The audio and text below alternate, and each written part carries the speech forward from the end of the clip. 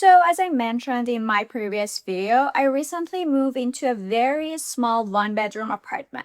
There's no den, no locker downstairs, no extra storage, and honestly, even my closet isn't that big.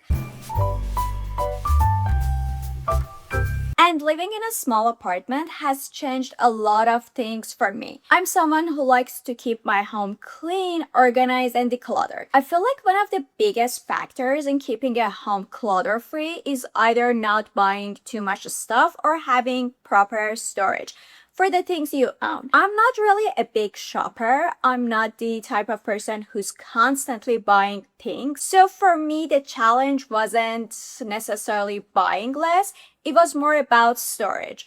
At the same time, I'm not the kind of girl who wants to solve every problem by buying another storage solution. You know what I mean?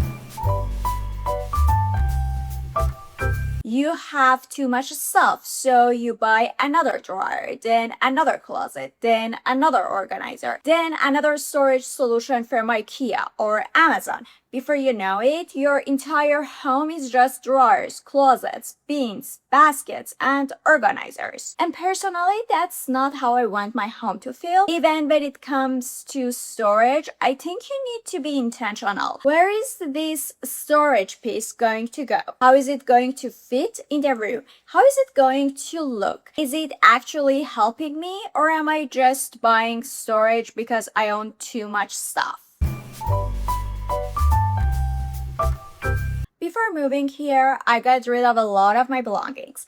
I donated something, sold some of them on Facebook Market, and gave other things to friends who wanted them. But once I moved in, there were still things I genuinely needed. Maybe cushions for the couch, or a new set of pots and pans, a shoe organizer. Just normal things that every home needs. And that's when I realized that every purchase had to be much more intentional than before. I couldn't just think, oh, that's cute. I had to think, like, where is this going to go? Do I know the dimensions? What problem is it solving for me? Will it help me stay organized, or is it eventually going to become clutter? Because if I don't know exactly where something is going to live, it probably shouldn't come into my apartment in the first place. One example is a picnic basket that I saw in Amazon recently. It was one of those beautiful classic picnic baskets with fabric lining inside, little straps, and all the accessories that come with it. It even had the picnic blanket attached to it. And honestly, I loved it. I was completely sold. And it's summer in Toronto, so I thought, how nice would it be to take this to a picnic with friends? But then I stopped myself and started thinking about it realistically. How many picnics am I actually going to have this summer? Maybe one or two, and let's be honest, the window for picnics in Toronto is actually pretty small, maybe 2 months maximum, and then it's either too cold or too hot. So then I thought, okay, if I buy this basket, where am I going to keep it for the other 9 or 10 months of the year? Am I really willing to dedicate storage space to something I'm probably going to use once or twice? And the answer was no. Even though I wanted it, even though I genuinely liked it, I shouldn't buy it.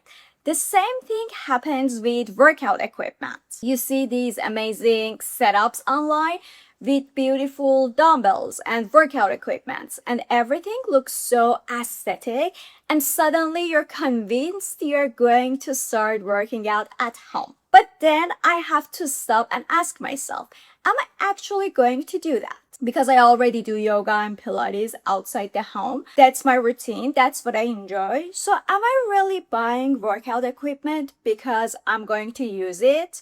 Or am I buying it because I like the idea of being the type of person who works out at home? Those are two very different things. The same thing happens with hobbies. Let's say one day I decide that I want to start watercolor painting. I start watching videos, I get inspired, I imagine myself painting every weekend. And suddenly I want all the supplies. But then I have to stop and ask myself, am I actually going to stick to this? Or is this just today's obsession? Because if I buy all that stuff, I also need to find somewhere to keep it. And In a small apartment, that's a real consideration. The same thing goes for kitchen equipment. Maybe one afternoon I decided I want to start baking bread. Am I really becoming someone who bakes bread regularly? Or am I just having one bread baking afternoon? Because those are two very different scenarios, and these are exactly the kinds of questions I find myself asking all the time now. For every activity, for every purchase, for every new interest, I have to stop and rethink it. And honestly, I'm trying to look at the positive side of it. I'm a glass half full kind of person, so I try to see benefits. I think it keeps me grounded. I think it keeps me disciplined. And I think it forces me to be honest with myself because buying something new feels amazing. Let's be honest. There is definitely a dopamine hit involved. You got excited. You imagine yourself using it. You imagine yourself becoming better because of that thing. But now I find myself saying, okay, maybe I don't need that dopamine hit right now. Maybe being disciplined is actually going to serve me better in the long run. And I've also realized something else. A lot of purchases create happiness for a few minutes, but create work for years. First, you have to find somewhere to store them. Then you have to clean them. Then you have to organize them. If you move, you have to move them. If you don't want them anymore, you have to sell them, donate them, or somehow get rid of them. And all of that takes time and energy. The happiness can last for a moment, the work can last for years. And you guys already know how I feel about clutter. I genuinely feel that clutter takes up mental space. Not literally, of course, it's physically sitting in your apartment, but psychologically, I think it occupies a space in your mind. Because every item becomes a tiny responsibility. And when you have enough of those responsibilities, they start piling up. The more clutter you have, the smaller your apartment starts to feel. I know that's not a scientific statement, but that's genuinely how I feel about it. So lately, I developed all these little rules before buying something, and honestly, I haven't even figured out yet whether I enjoy living this way or not. But the rules are definitely there. And of course, there are downsides. And then this way of living affects my wardrobe too, not just my home, my clothes as well, because I can't really justify owning a lot of statement pieces. You know, those items that you wear once or twice a year, the really special pieces. I have to think much harder before buying those now because they still take up space. I follow some fashion content online and people often talk about having a capsule wardrobe.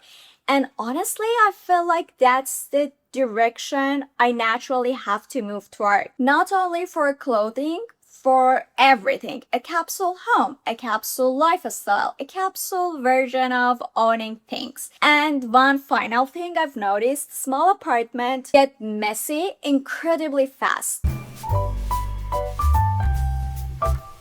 Seriously, imagine you come home from work and you have an Amazon package with you. You take off your coat, you change your clothes, you open the package, maybe you order food too, and suddenly your apartment looks like a disaster. And you're standing there thinking, how did this happen so fast? I mean, at what exact moment did this become chaotic? But then on the positive side, a small apartment can become organized again incredibly fast too. A quick cleanup can completely reset the space. So maybe that's both a pro and a con. Anyway, these are some of the things that have changed for me since moving into a very small but very cute apartment. I'm curious to know if you deal with the same things. Do you find yourself overthinking purchases? Do you have little rules before buying things? Or are you much more relaxed about it than I am? Let me know in the comment section. I would love to hear from you guys. See you in the next video.